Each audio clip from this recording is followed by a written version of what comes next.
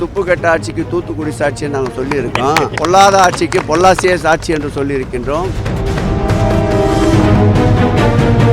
அவங்க பாண்டிச்சேரியிலேருந்து வந்தாங்கல்ல, அங்கே தள்ளாடிக்கினே இருந்தவங்களை பார்த்துட்டு வந்தவங்க அவங்க கவர்னராக. அதனால எது பார்த்தாலுமே அவங்களுக்கு தள்ளாட்டமாக தெரியுது.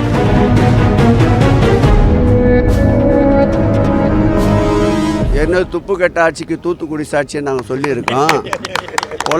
பொல்லாத ஆட்சிக்கு பொள்ளாச்சியே சாட்சி என்று சொல்லியிருக்கின்றோம். ஆட்சியை பொறுத்தளவில் தவறு நடக்கின்ற பட்சத்தில் அதன் மீது நடவடிக்கை எடுக்கவில்லை என்றால் தான் குற்றம் சாட்ட வேண்டும். தவறு நடப்பதற்கு முன்பு வருமுன் காப்போம் என்பது போல் தவறு நடக்காமல் நடவடிக்கை எடுப்பது ஒரு புறம், தவறு நடந்துவிட்ட பிறகு அதன் மீது கடுமையான நடவடிக்கை எடுப்பது இன்னொரு புறம். இன்னார் இனியவர் என்று எங்கள் முதலமைச்சருக்கு பாகுபாடு இல்லை. தவறு யார் இழைத்திருந்தாலும், சொந்த கட்சிக்காரர் இழைத்திருந்தாலும் அவர்கள் மீது கடுமையான நடவடிக்கை எடுக்க வேண்டும் என்பதுதான் எங்கள் முதல்வருடைய நோக்கம், எங்கள் முதல்வருடைய நிலைப்பாடு. அந்த வகையில் மாநகராட்சியில் கூட 2 மாநகராட்சி மாமன்ற உறுப்பினர்கள் அதிகாரிகளோடு சண்டையிடுவதை அவருடைய கவனத்துக்கு கொண்டு சென்றவுடன் பதவியிலிருந்தே நீக்கிய ஆட்சி மாண்புமிகு தமிழக முதல்வருடைய ஆட்சி. நீதியின் ஆட்சி, சட்டத்தின் ஆட்சி.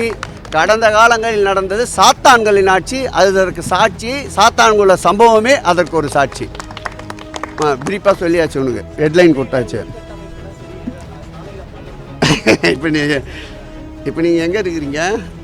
சாலையில் தான் இருக்கிறீங்க. அவங்க பாண்டிச்சேரியிலேருந்து வந்தாங்கல்ல, அங்கே தள்ளாடிக்கினே இருந்தவங்களை பார்த்துட்டு வந்தவங்க அவங்க கவர்னராக. அதனால் எது பார்த்தாலுமே அவங்களுக்கு தள்ளாட்டமாக தெரியுது. அன்பு சகோதரிக்கு மீடியா மேனியா ஏதாவது இப்படி பேசி கொண்டு தான் இருப்பார். நீ நின்று கொண்டிருக்கிற சாலை எப்படி தரமாக இருக்கிறது என்று நீங்கள் அவரிடம் அடுத்த முறை கேள்வி கேட்கும்போது சொல்லுங்கள்.